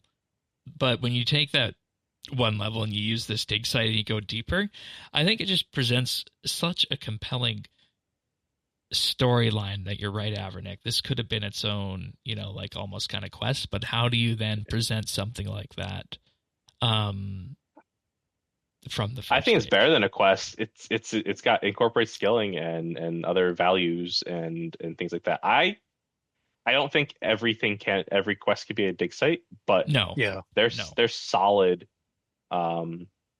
additions to the lineup. Yeah. In a way, it reminds me of Murder on the Border, where they're both kind of framed in a similar arc. They're both based around a driving question of what happened in this tragic circumstance, but they take 2 different approaches because of the ways that they're structured. Murder on the Border being a quest, it has to be very self-contained. It has to be very linear. It has to be, I don't want to exactly say, a little puzzly. Yeah, it needs to have it needs to balance a lot of elements. It needs to keep all of its plates spinning. It needs to not be too hard. And also it assumes that you're on board. It assumes that you're going to follow through. So it does things like, you have to go and talk to people and record your notes in the journal, that kind of thing. Whereas the dig site, it can take a more meandering approach because it's trusting that you're here for the skill. You're invested in the story or you're invested in the rewards. And so, you'll get there. You'll get there in your own sweet time. It's not something that needs to be completed in a 1-hour session. And there's pros and cons to both approaches, but I do think this demonstrates a way that you can do that and you can tell a compelling story. Yeah. I also think there's a difference in how we think about like a quest is presented as core story, and they try to be very explicit and whatnot with that story. I feel like archaeology, I don't know if it's just because they think about it differently or as we've seen in the past, like it's just not core story sometimes. You get a little deeper, you get a little more widespread, a lot more tendrils. There, it is good that this dig site had a core question and paid it off.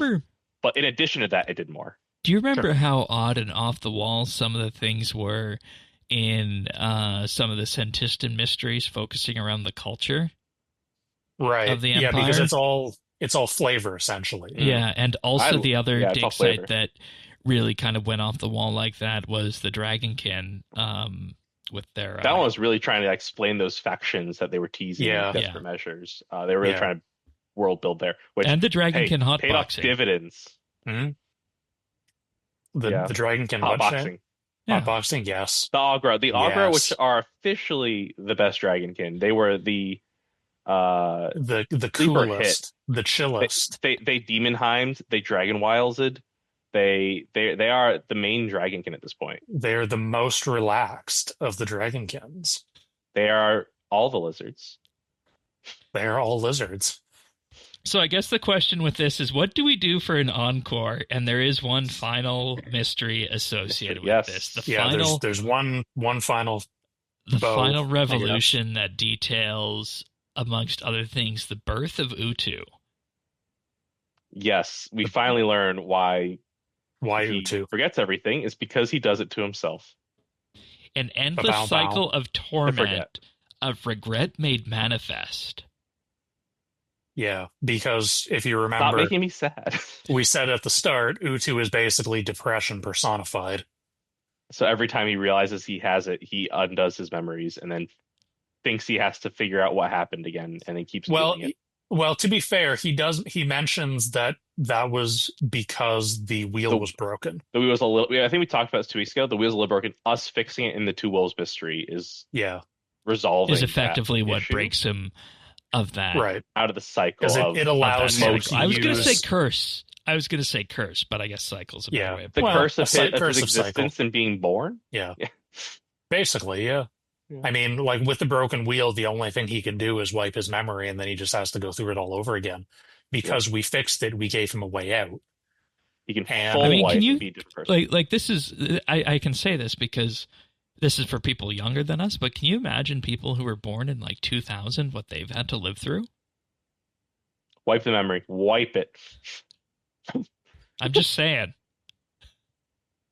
I was talking Yeah. about this in the pre-show. We watched the Sheep Detective movie before this, and one of the main points that's very early in the movie is that the sheep all just choose to forget all the bad things that happen to them constantly. Right. So they Right. don't know what death is because every time someone dies, they're like, we're going to collectively agree to forget about this, right? And they do it, and it works. Yeah. It's That's kind of bleak. similar. It is bleak. And the interesting thing is that, you know, you wonder, oh, the dig site starts with a puppy. This can go well, right, guys? Puppy to puppy. Well, you know what? Narrator voice. It did not go well. We got to the best of boys. So we, like as we were saying, the mystery is broke. The cycle is broken because we cycle is fixed the broken. wheel. And so Utu is able to do his one last reset, leaves us a note explaining the last little bit of the dig site and what he realized about how he can now full reset, and resets himself into a new boy, good boy, Anzagar. Well, who you is say Okay. reset.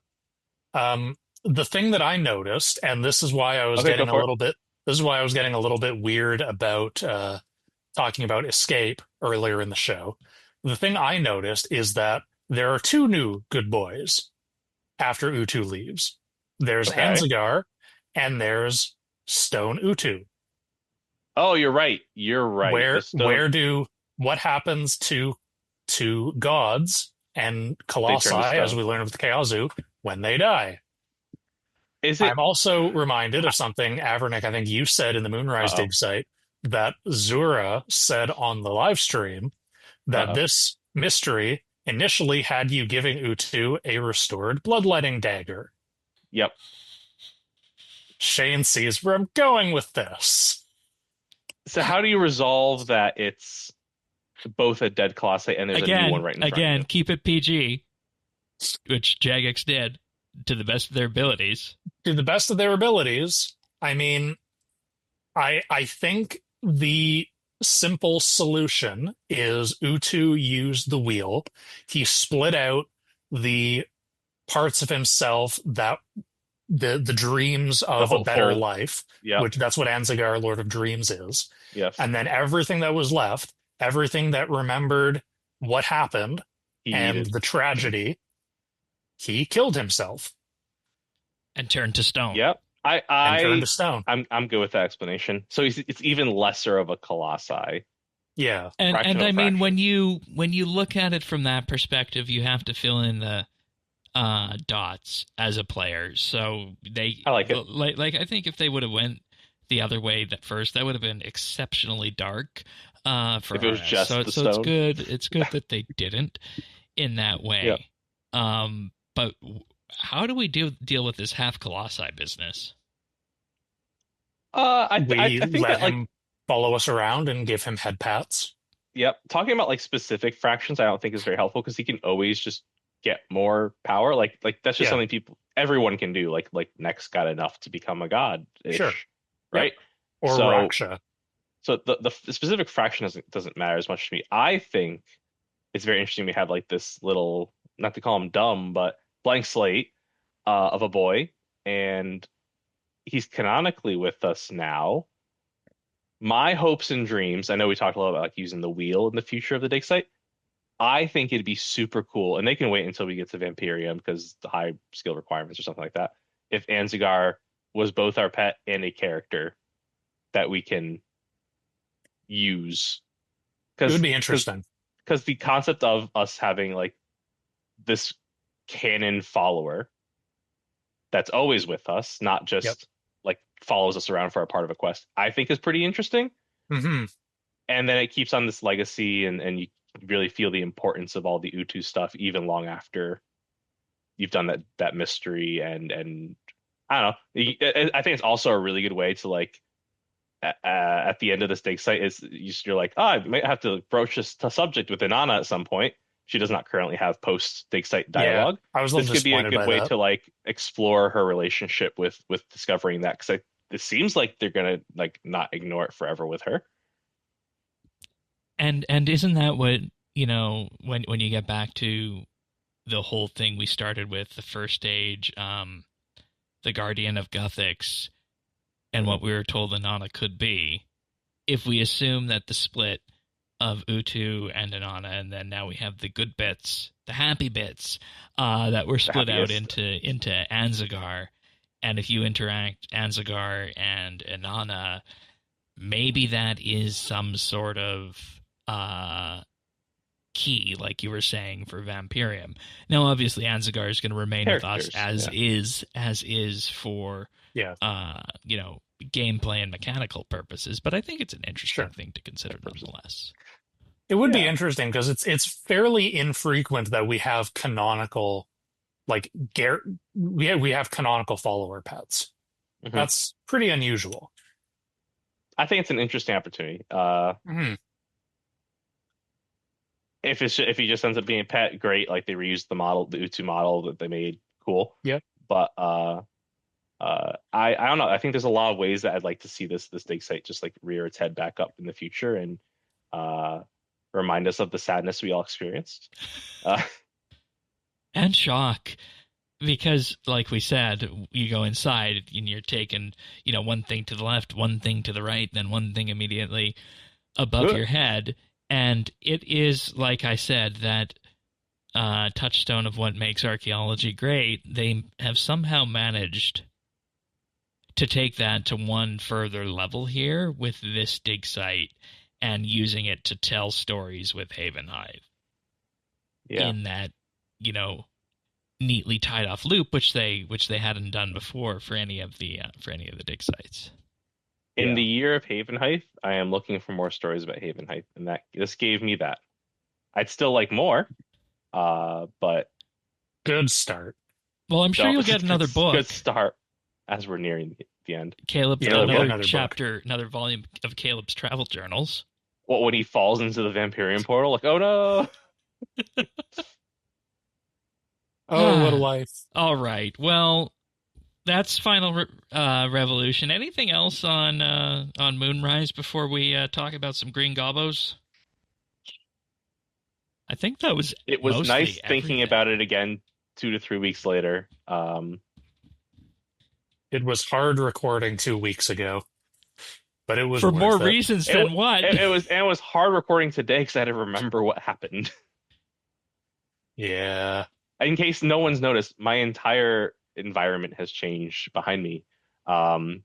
So everything happened in my life, and then it's like, I remember this thing you did 2 weeks ago. No, it was good we talked to Zerdones about things because it really jogged my memory before the show. And that's what transcripts are good for too over at update.show when they record correctly. when they get the names right. And we'll see what Keazu and Ashura and Academy and Zemana Daigol, and I'm just gonna stop there for that. Yeah, you're good. You're good. Probably is wise. It's a good thing we're not continuing with the most ridiculous one, Ninbaradari, as potentially a key figure going forward. Definitely good. Alrighty. Well, I think it's safe to say that the goblins got Dragon Wilds. Is that fair? Like, that's what they're reminding me of. That's a take. Oh, wrong button. It's not the first time I've heard that take. No, it's not. And yeah, so the graphical update blog for the goblins, to me, is less about what they now look like and more about they are modular now. Right. It's which the is tech. a really good which is a process that you can begin way to go about it for other NPCs that will have similar benefits to what the Avatar rework had for our characters. It signifies future thinking, which is the most important benefit here for me. They look good still. I mean, I wouldn't say they look insanely different. Like it's like if we look at the before and after here of these ones, the one on the left, the current model, would not feel out of place in modern RS, but also the one that has been graphically updated is not out of place in RS either, and they'll both work. Also takes some tiny inspiration, I feel, from what we have in Dragon Wilds, which I think is okay. Yeah, I mean, there's nothing wrong with trying to unify the style to an extent. Like there is a too far you can go, but I don't think this goes there. No. Did they show a cave goblin in this blog? No. Okay, because that is like going to be the most. Are they included one. in this? The one thinking about the mind goblin is my favorite. Unclear whether they're included. They do mention other kinds of goblins, but they only talk about like scoblins and like the goblin, the cook one from the cook disaster. Yeah, the goblin priests from Land of the Goblins. Yeah, nothing. Yeah, no cave goblins though, which I think is entirely different from these goblins. Yeah, there is a joking reference to Zanuck at the end, but I think that's pretty clearly a joke. If you look at Dragon Wilds, if you're saying that that's the touch point, Zanuck looks entirely different from the goblins in that game. In Dragon Wilds, so Get another Zanuck. We'll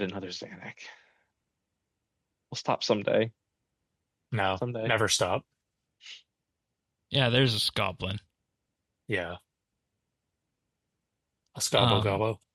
They also asked how people feel about various animations here, as well as this. And I think with the discussion we're about to get tomorrow on the mid-game balance update, I think that these goblin things are just going to get, the age-old rubber stamp and say, yep. Yeah. Yeah, Okay. Well, I was just going to say, I think my thing is just, I wish the skin texture had more character to it, which I think that is feedback that they've taken on. I saw Mod Anvil posted on Reddit that they expect they'll probably add some Greedleys before they go live. Sure. Yeah. But as it stands, like what they're showing us now, like I like that they don't have like the pinched elbows and things, but I do feel like the old models have more character just because they don't look like they're made out of plasticine. But like that's fixable, and that's a minor. That's right, and that's the other thing that comes up with these sorts of blogs. I don't know if these are necessarily sculpts or in-engine screenshots. aside from the chat heads, right? which They are look obviously in-engine. I will say my one concern. I semi-positive about the system thing. My concern at the end of the blog saying, while we don't currently have a launch date for this refresh, developers continue steadily through game jams. We're reporting on a game jam thing with no significant noted release date. It's going to continue in game jams. It's not like it's been prioritized. Right. Why are we releasing a blog about this in the middle of whatever? That is a good point. Wherever we happen to be, are we just trying to make things up to write blogs about? Or is there nothing to write a blog about significant? I know we have the mid-game refresh blog coming out tomorrow, which is presumably in a big theory, one. you should have a blog at some point coming up about 120 construction. No, there was a post on Reddit, a response to asking about that. They said they were going to hold their cards close to their chest on construction because it was like their biggest update of the year. They didn't want to blog out until like they're going to do a proper marketing cycle about it. Yeah. So don't expect a blog on that anytime soon. I wouldn't expect like a here, give us more feedback blog. I'd expect we're releasing this in 2 weeks. Here's what you can expect from the update sort of blog. More so teaser for a teaser. Whenever that's happening. Again, they're releasing a blog about something that has no confirmed release date. Yeah. I would forgive me for being skeptical here. Fill the news cycle? Oh no, be skeptical. 120 construction is the biggest update of the year. I think it's one of, but compared to Haven, it's that and Havenhythe. Okay, it's that and Havenhythe. Fair enough then. Fair enough. Sorry, I might have misspoken really quickly there. I would like to find the quote. No, that's fair because I don't want to take anybody, out of context for what was said. But here's the deal: this is the kind of blog post you write for old school, and that's fine. Mm-hmm. But we're not polling if these goblins should be updated. So if they're as a result of a game jam and they're going to need a few more game jams worth of work, then the only reason I see them, maybe wanting to put forward this blog post on the goblins is to, see if there's a demand from people to have these updated goblins, and then the project can then be elevated up out of game jam, because you remember how much conversation there was about the Daemonheim dig site that started as a game jam between two mods, and how that became one of 2024. Yeah, it was very minor content. Updates for a bit until they had that point in 2024 where they realized going all in on holiday events was not satisfying us, and they needed to quickly find some content to release. I did link the comment. It said it's coming along very nicely. It's one of our biggest releases of the year. We're tackling with the marketing angle first with regards to announcing its features. That's to make sure we can make as big a splash as possible. That was in response to questions saying any update on 120 construction, an additional blog would be very welcome. So I am not anticipating a update progress blog. I'm expecting it's coming out soon. You'll see it in the month ahead first, and then get told what's in it. Blog. Whenever that's happening. That's kind of scary, given that they said that everybody's going to need to recreate their houses. But okay, we'll cross that bridge when we come to it. I said no. They said one of the biggest updates of the year. I think it's going to end up being their. It's in the flagship spot for the year, right? This is it. Yeah. It's like you say. It's that in Havenhythe. What else? And the removal of Treasure Hunter, probably. If that's important to you, and dailies and leagues, I guess. That's not content, but sure. It is a headliner. This is the thing. So I would expect largely filler blogs or radio silence until we get construction. Sorry, we went really pessimistic off of these gobblers. No, that's fine, because I think there's two ways of doing these kind of communication things, right? Like, you can have like the over deluge of blogs like we had in February and March, which was difficult to keep up with from even my perspective, or you can have radio silence, or you can have, whatever JMod is walking by the studio when they're doing a live stream, randomly announcing the name of the next skill, right? I like framing this as like keeping the communication channels open, keeping them a little active. And saying, just here, this is what we're working on. This is something that's happening. if you like this or you don't like this, make some noise on Discord or Reddit with the idea that, it's for feedback, but as we've seen with other Game Jam projects, if there's enough noise, it can be elevated. So thank you for reining us into constructive contributors to society roles instead of the I big did that? bloomers. Yeah, you said nice things right now, and it made me realize we could be getting radio silence, which is worse. Well, in that case, then, if there's radio silence, you just gotta, make up your own news. Oh, that's... Yay. We can't joke about that. We're going to actually do it. I've done it before. Oh, yeah? On April 1st? Yeah. We did a whole monthly bit about sailing years before sailing actually came out. And classic.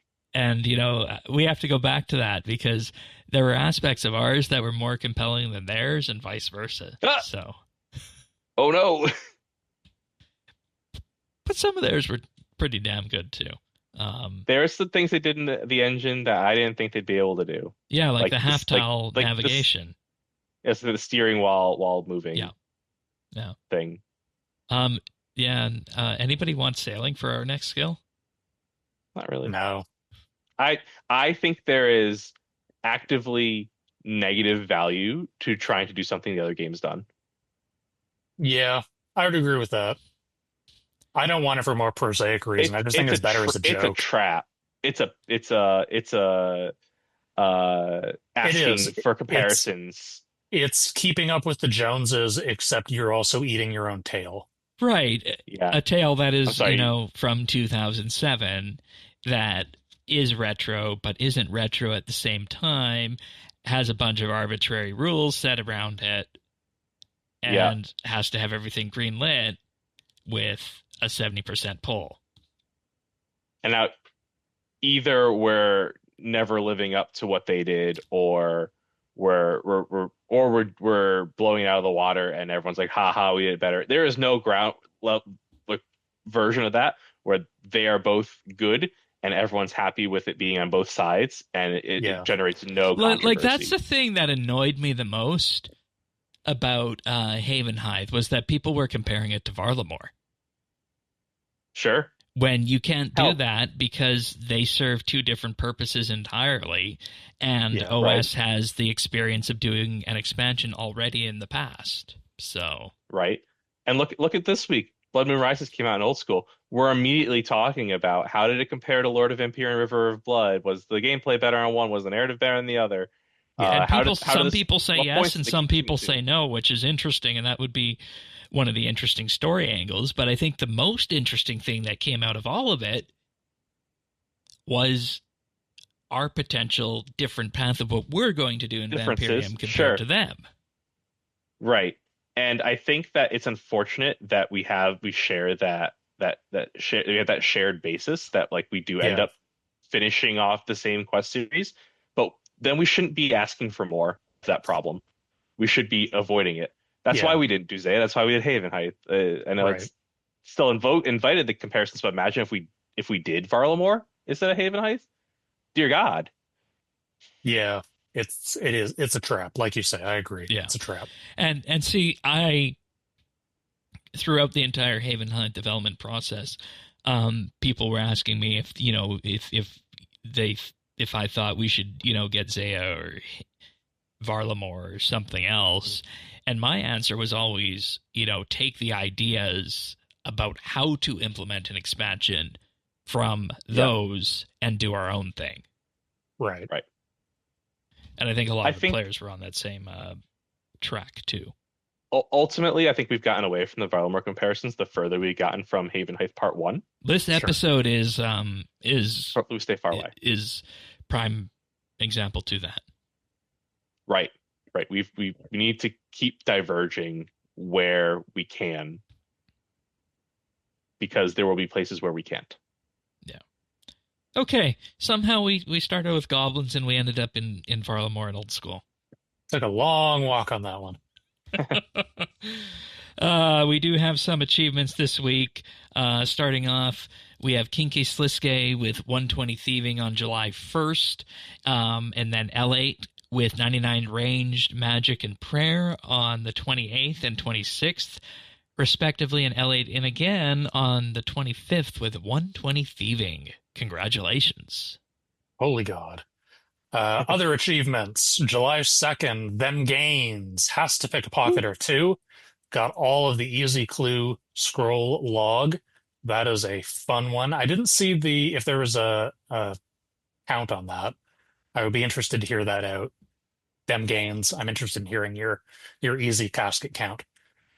July 1st, Drizzly Lemon with a Shadow Die on the main Iron Man, not the Gim.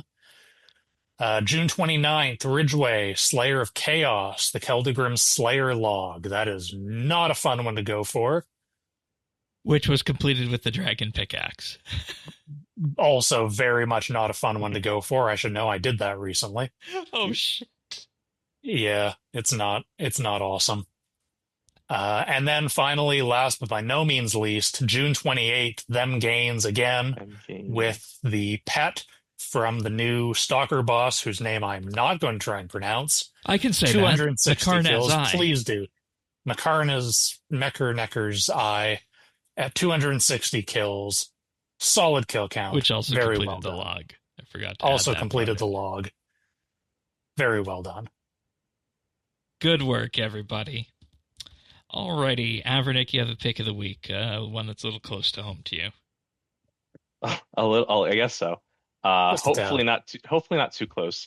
Well, it's the So same my pick region of the week- country, New England. Yeah, but it's about scary things, so keep it far away, arm's distance. So my pick is the show Widow's Bay. Is an Apple TV show. 10 episodes, just concluded its first season. It had been greenlit for a second season, I think, near the end of its airing run. That's roughly, I think, when I got on board because I kept hearing good buzz, and I binged the entire thing sans the last episode the weekend before the last episode came out, and thought I'd give it a try, and hooked me right in. It is a horror comedy, which is scary but not too scary. It is funny but not too funny. So like the kind of thing you'd watch on Halloween, then? I think what are you watching on Halloween? Like, it's not Halloween Town. It's scarier than that. Okay. I mean, what isn't scarier than Halloween Town? True, it's true. It's not Disney Channel, like not scary but not scary. Is about a New England island town, fictional, where focusing on the mayor of the town, played by Matthew Rhys, I think most famously of The Americans fame. And he is very keen on getting tourism to this island, despite every single local saying this is the most haunted place on Earth. They literally, you name a scary story or a folk legend or something, this island has every single one of them. You throw a dart at the wall and it's there. Awesome. So it's played, that's the horror element, and then it's played very first, I think, very like this guy is like trying his best to ignore all the haunted shit obviously happening in front of him to get his tourism plan off the ground.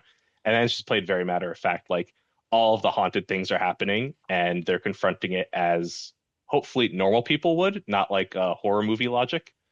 And played a little like dry humor straight, which is exceedingly funny when it's funny, but then you hit those 10-minute patches, you're sucked in as the doors are squeaking and trying to figure out what's like down the dark hallway. I thought it was incredibly intriguing and really good world building for this haunted place. Like I said, 10 episodes, like half hour to an hour each. We're in that streaming era where an episode is what I got sucked into that the other night when I was watching The Bear. I'm like, 2 episodes left. The last 2 episodes were an hour long. Everything before it was a half hour. God damn. Yeah. I think that happens here too, where like the finale somehow is like now an hour long. But I would definitely recommend the show if you're not too afraid of the bumps in the night and looking for just a fun quick watch. I wouldn't say it's like the biggest commitment in the world, but I thought it was extremely well done, and I think I'm starting to see more memes from it now. So I think it's becoming culturally relevant. So if you want to be cool and hip, you know, that's an angle. One of the interesting things is that a number of weeks back we were discussing about all the various Apple TV shows out there and the fact that it seems as though that they don't get much promotion. But they do seem to be very well done. They do. They hit. I have there's this and Severance and Ted Lasso, and I'm sure I'm forgetting so many right now. The space one. Space one. For All Mankind, I think it is. I haven't seen that one.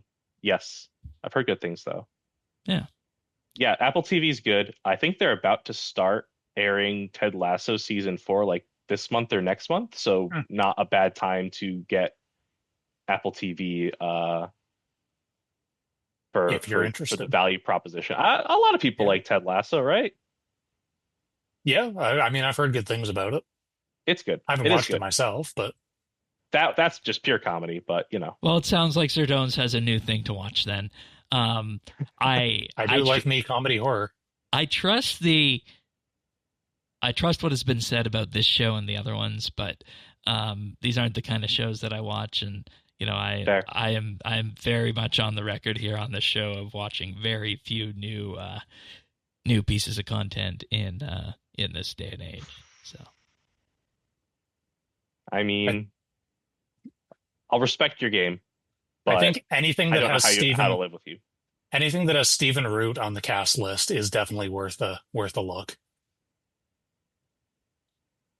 Oh yes, he's quite prominent. He will be probably best known from Office Space. Yep.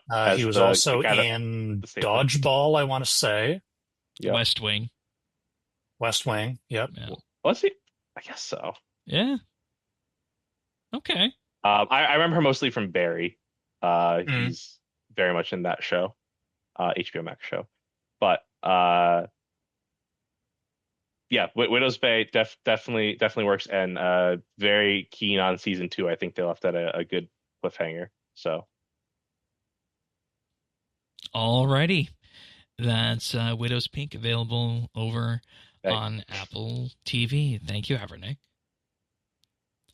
And as that goes, when we get to pick of the week, that means that we're pretty much done with this episode. So that's how Lore Diggers works. It's the full rundown of everything lore related about a dig site or a certain sliver of RuneScape that has lore around it that we can go into. And you know, we love doing these episodes. So if you have ideas for things you'd like to see on Lore Diggers, let us know. Please. We're always interested in hearing about that. Zerdones and I were talking about that, and I think we just gotta, you know, start that engine up again and crank out the ones that that make sense. It's a good format to pull out on slow weeks. The challenge is always, what do you folks, listeners, want to hear about? So let us know. And what do we have interesting takes on? So, I think we can find interesting. Oh, takes. you think we can find it no matter what? Okay, are we gonna do more I believe in us. No, I want the listeners to say like something that think we can have no interesting takes on, and we have to find the takes. I am here for this. We can challenge do that, us, listeners. We can do that about anything in RuneScape. What's the most mundane thing in RuneScape? Enlightened we will Journey. Make it interesting.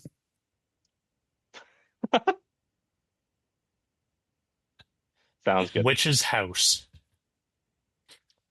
What was the name of that one quest they said that has the highest non-completion rate? Cabin Fever. Was it Cabin Fever, or was it no, that's the highest completion rate. Or Sea Slug? It's one. I mean, is it not Once Upon a Slime? If it's not Once Upon a Slime, then like why? I remember the entirely wrong side of the spec. Cabin Fever is the most completed quest, start to finish. Right. Shoot, like, what do you think? Is Google AI BS going to give me the right answer? I think it was either the slime one or something with the fishing platform. I figure it's got to be slime, because like the Sea Slug quests at least have semi-useful rewards. Yeah, like right. that gives you ups your ammo capacity in Demonheim. Well, here's the problem: we can't do the sea slug ones. We just say Zautak, and we're back. We're right back where we started. Yeah. So say something like the Dorgeshuun series. It's just backyard racism. Yeah, what can we say interesting about that? That hasn't been said. Everyday racism. Yeah. But in RuneScape. I think there's practically no original takes on racism right now. Ooh, that sounds like a challenge. Oh no, I don't want to invent new. Oh shit! Before we had to end the episode with something. That's how we're gonna get canceled. Well, it was going to happen. That everything's been said. That might as well ease into that hot bath now. I'm not saying that things shouldn't be said. I'm just saying other people have said it better. Well, if you want to get any of these episodes when they arrive, head on over to update.show/subscribe. We're on all the major podcast listening services out there. Apple Podcasts, Pocket Casts, Spotify, and more. And, of course, YouTube as well, youtube.com/RSBANDB. Give us a like and subscribe there. Greatly helps the channel out. Any kind of engagement actually does. YouTube really likes it when people discuss the episodes for better or worse. So if you watch or listen on YouTube, pump your feedback in there. But always good bringing the lore diggers back together. Thank you, Avernick. Absolutely happy to be here. I can't wait for the next lore. Me too. And of course, with that being said, Zerdones and I will be back next week for the July month ahead. Thank you, Zerdones. Absolutely. Thank you, Zerdones. There better be lore. Happy to be here. There better be lore. And you hear that, Jagex? And with that being said, we'll see you guys next week for another episode of RSBANDB Update. See you then, everyone. Take care. Bye.